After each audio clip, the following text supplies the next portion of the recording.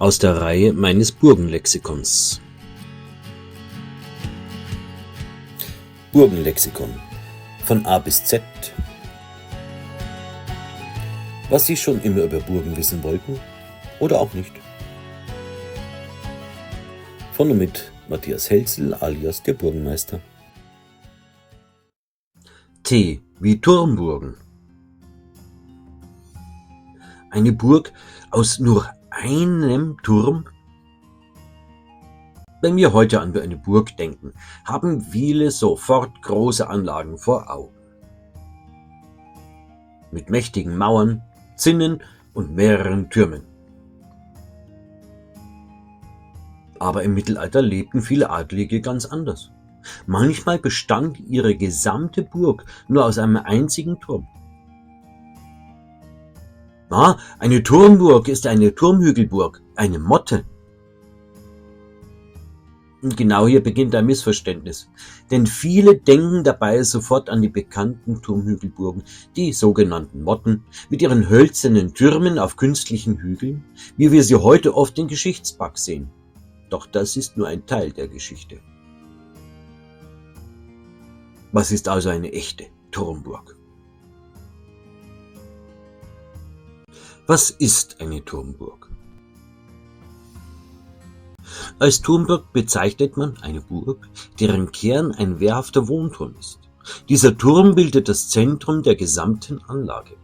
Hier wurde gewohnt, verteidigt und Herrschaft ausgeübt.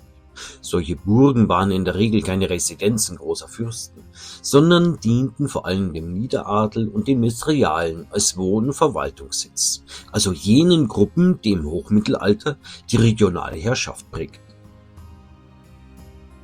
Ein wesentliches Merkmal ist ihre Lage.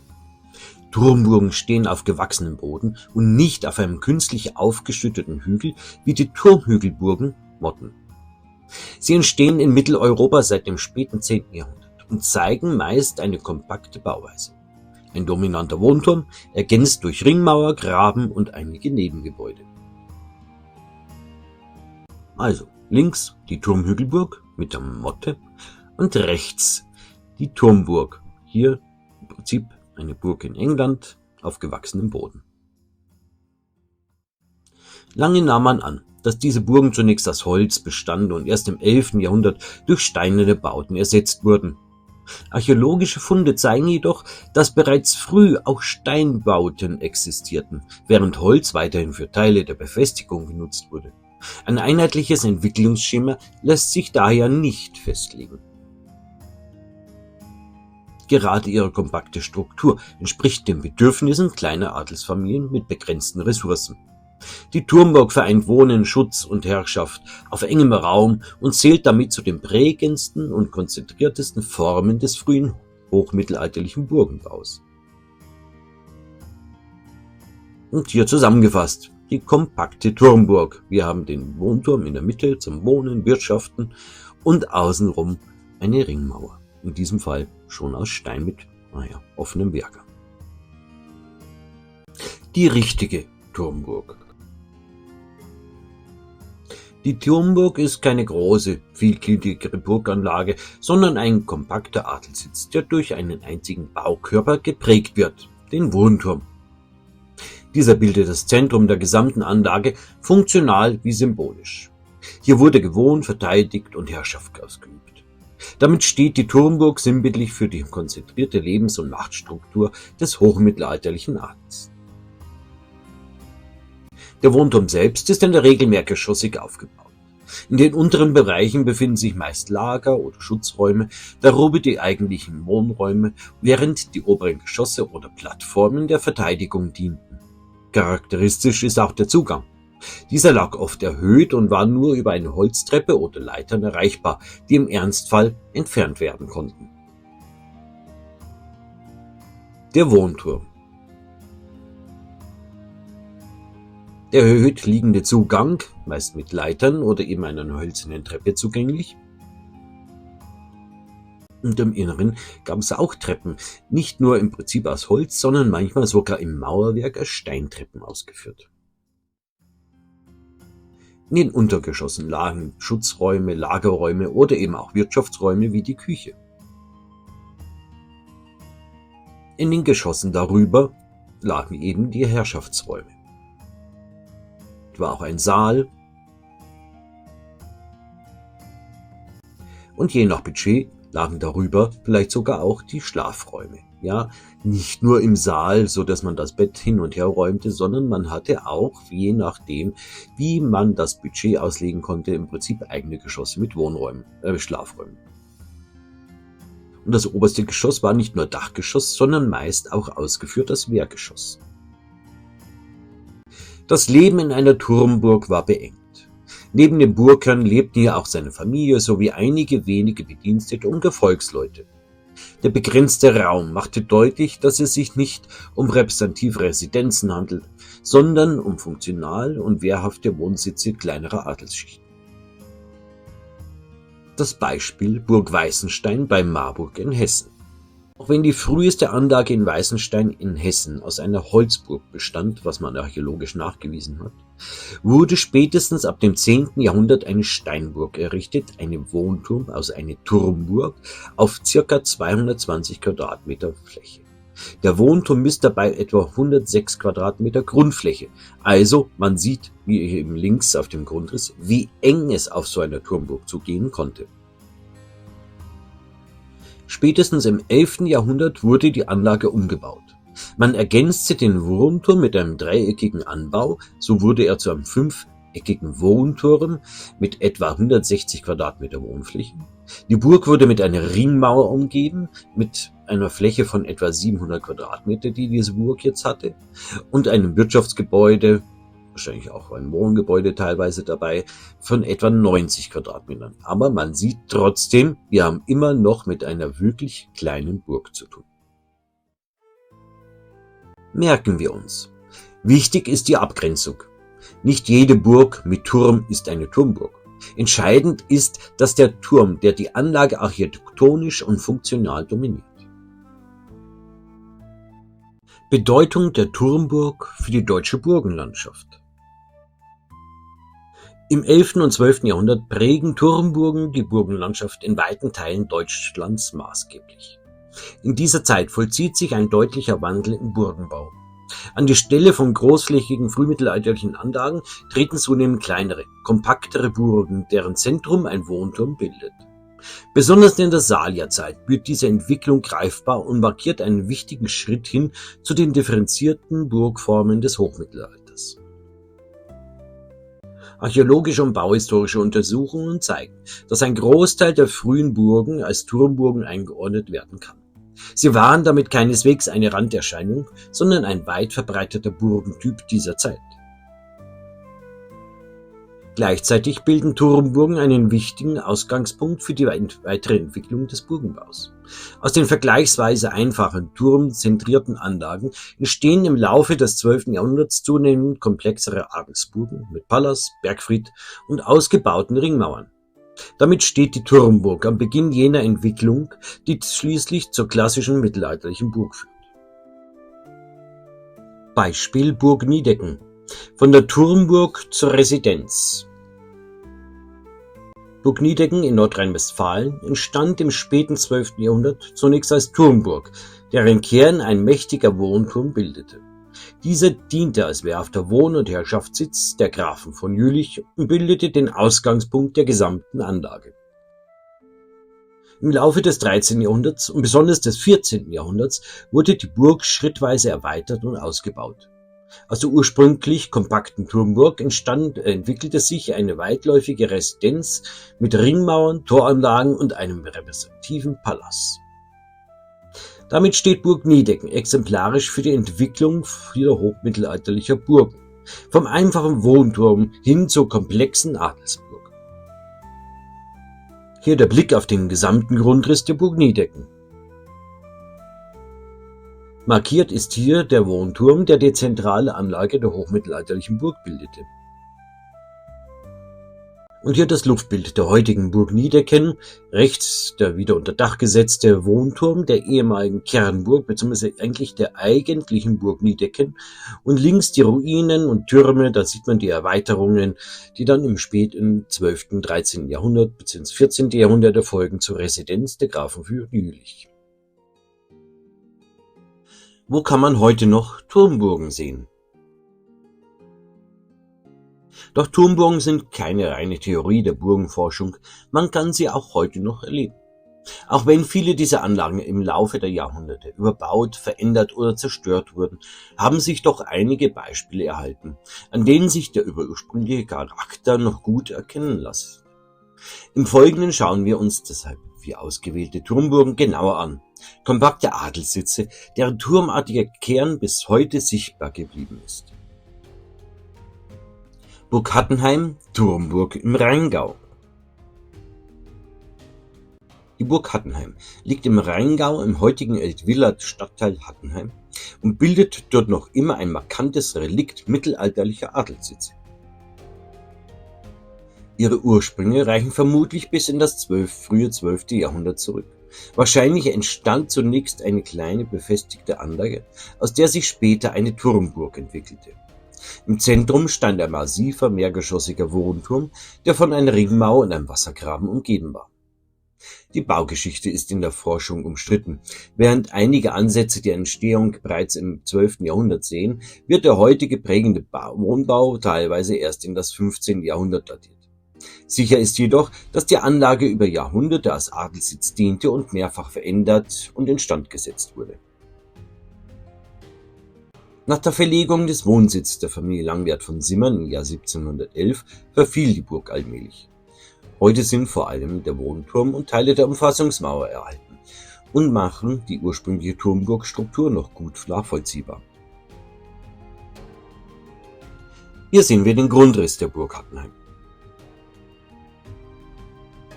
Hier sehen wir den Wohnturm als zentrales Element der Burganlage, umgeben von einer Ringmauer, wahrscheinlich komplett einstmals mit Wehrgängen.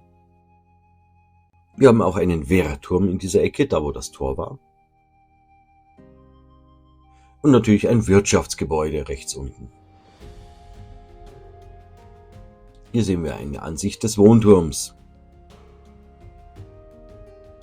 Links eine historische Ansicht des Wohnturms, da sieht man auch noch links diesen Wehrturm und rechts ein Bild aus der heutigen Ansicht. Der Wohnturm von Innenhof und heute das leider entkernte Innere des Wohnturms. Burg Riedheim, Turmburg im Hegau. Die Burg Riedheim liegt im Hegau in Baden-Württemberg am östlichen Rand des Dorfes Riedheim, der Gemeinde Hilzingen. Schon auf den ersten Blick zeigt sich hier ein klassisches Beispiel einer Turmburg, denn die Anlage wird eindeutig von einem zentralen Wohnturm geprägt. Errichtet wurde die Burg vermutlich im 13. bis 14. Jahrhundert und war im Besitz der Herren von Randeck. Der Wohnturm selbst gehört in seinen unteren Teilen wohl noch ins 13. Jahrhundert, während die oberen Bereiche um 1500 ausgebaut bzw. aufgestockt wurden. Diese Entwicklung ist typisch für Turmburgen. Ein ursprünglich kompakter Wohnturm bildet den Kern, der im Laufe der Zeit baulich erweitert und an neue Bedürfnisse angepasst wird. Die Anlage besteht aus einem rechteckigen Ring mit einem dominierenden, mehrgeschossigen Wohnturm in der Mitte. Genau das kennzeichnet den Typ der Turmburg. Der Turm vereint Wohnen und Verteidigung mit erhöhtem Zugang und massiven Mauern, während Ringmauer, Graben und kleinere Nebengebäude die Anlage ergänzen. Damit zeigt Burg Riedheim sehr anschaulich die typische Struktur eines turmzentrierten Adelssitzes. Im Laufe ihrer Geschichte wechselte die Burg mehrfach den Besitzer und wurde unter anderem im Schweizer Krieg 1499 beschädigt. Später verlor sie ihre Bedeutung und verfiel teilweise.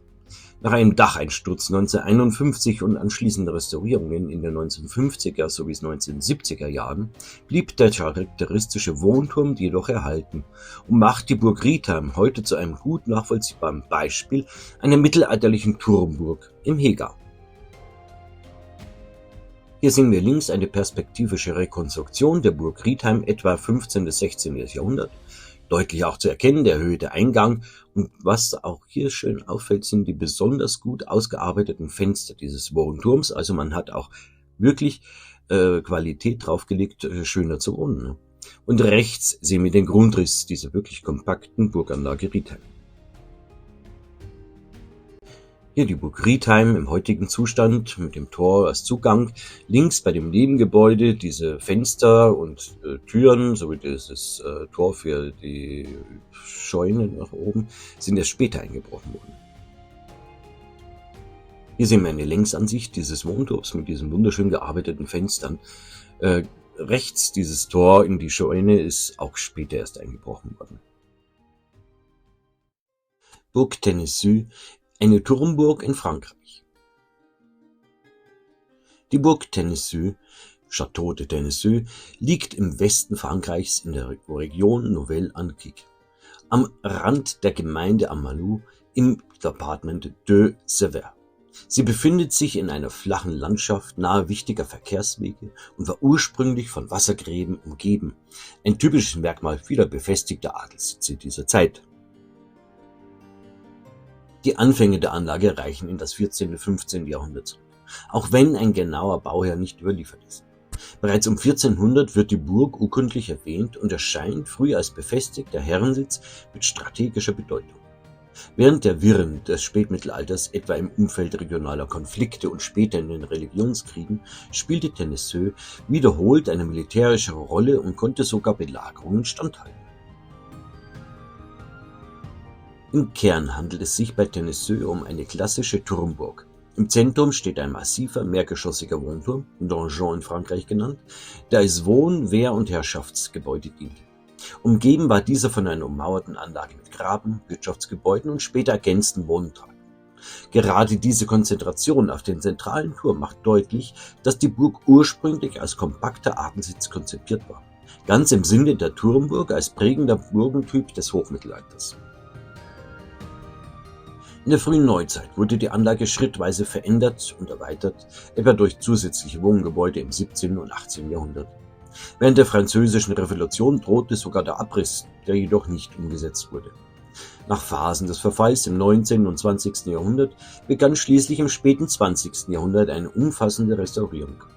Heute ist Château de Tennecy ein eindrucksvolles Beispiel dafür, wie sich aus einer mittelalterlichen Turmburg eine komplexere Schlossanlage entwickeln konnte, wobei der ursprüngliche Turm bis heute den historischen Kern bildet.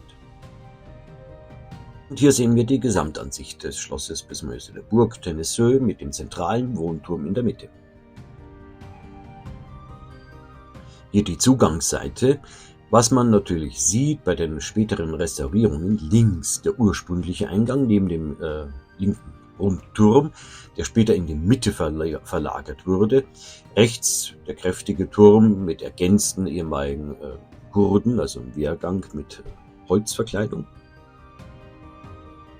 Hier nochmal etwas genauer die Zugangssituation heute. Ein Blick in das Kaminzimmer der heutigen Burganlage, da das Innere stark verändert wurde und heute als Hotel dient. Castello de Andrade, Spanien, Turmburg in Galicien. Das Castello de Andrade, auch Fortaleza de Orihuela genannt, liegt in der Gemeinde Pont-de-Meu in der Region Galicien im Nordwesten Spaniens. Die Burg erhebt sich markant auf einem Felsen der sogenannten Penna Loperera und ist seit ihrer Entstehung eng mit der mächtigen Adelsfamilie der Andrade verbunden. Ihre Ursprünge reichen vermutlich bis ins 13. Jahrhundert zurück, doch die heutige Anlage entstand vor allem ab 1369 unter Fernand Pérez de Andrade, einem einflussreichen Gefolgsmann des kastilischen Königs Heinrich II. Der Bau stieß zunächst auf Widerstand, konnte jedoch zuletzt durchgesetzt werden. Im Verlauf des 15. Jahrhunderts wurde die Burg im Zuge der Irmangino-Aufstände zerstört, anschließend wieder aufgebaut und schließlich 1486 auf Befehl der katholischen Könige teilweise geschleift. Im 19. Jahrhundert erfolgte eine umfassende Restaurierung, wodurch die Anlage bis heute erhalten blieb. Im Kontext der Turmburgen ist Castello de Andrade ein besonders anschauliches Beispiel. Die vergleichsweise kleine Anlage wird klar von ihrem zentralen Wohnturm, dem Torre de Manage, dominiert. Dieser etwa 20 Meter hohe Turm mit bis zu 2,5 Meter starken Mauern bildet das funktionale und symbolische Zentrum der Burg. Wie für Turmburgen typisch vereint er Wohnen, Verteidigung und Repräsentation in einem einzigen Baukörper. Der Turm ist in mehrere Geschosse gegliedert. Im unteren Bereich finden sich schmale Schießscharten und funktionale Räume, während die oberen Ebenen größere Fensteröffnungen und Wohnbereiche aufweisen. Die gesamte Anlage mit ihrem kleinen Burghof und den umgebenden Mauern bleibt bewusst kompakt. Ein charakteristisches Merkmal der Turmburg, bei der nicht eine weitläufige Befestigung, sondern der dominante Wohnturm im Mittelpunkt steht. Und hier sehen wir die Kernanlage eigentlich der Burg Andrade. Wir haben im Prinzip das Tor von der ehemaligen Vorburg auskommend oder dem Wirtschaftshof. Wir haben dann einen schmalen, engen Burghof, umgeben von Wehrmauern, sogar mit mehreren Türmen. Dann ging eine Treppe entlang des Felsens in den Wohnturm, der natürlich das zentrale Element der Burg ist.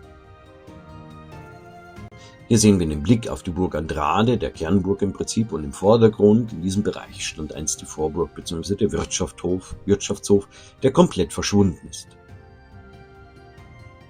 Und hier ein Blick auf dieses wirklich kompakte und turmgeschützte Tor.